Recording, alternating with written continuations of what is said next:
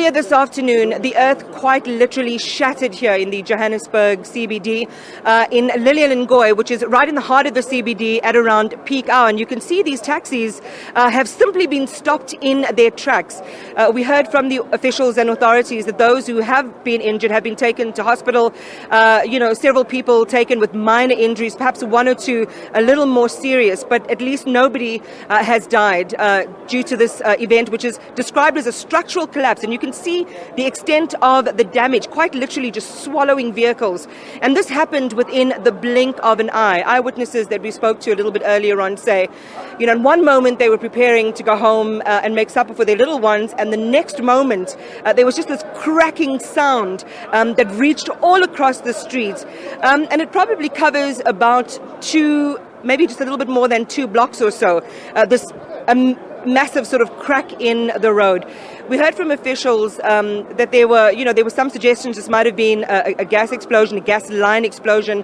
The city manager earlier on telling us that they are trying to identify where to shut that off, if that is indeed the case. But as I share this with you, the air feels quite dry, not really anything that you can smell, no real odor. But myself and our crew and some of the other people that we spoke to agree that there is a kind of irritation in the throat. So we're not quite sure, and I guess it's for that reason that city officials have thrown a ring of quarantine. Well, this is probably what they would like to do, but as I talk to you, there are so many people milling about, and if there is an imminent threat, and if there is a danger, then a lot of these lives will be at risk. It doesn't seem to be, really well coordinated, a kind of evacuation plan, if, as they say, they want to create a 1-kilometer perimeter of safety around this. As I speak to you, officials are gathered, I think they said at Mary Fitzgerald Square, which is not too far from here, down in Newtown, maybe a kilometer or two behind me.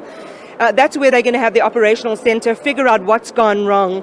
But emergency vehicles, JMPD, police, helicopters in the air, fire trucks, urban search and rescue teams, just about everyone that could be deployed, disaster management, are all here in the Johannesburg CBD, trying to get to the bottom of what's happened, trying to create an operational management plan for what happens next, and also to ascertain exactly what's gone wrong. So that's the state of play here in the Johannesburg CBD.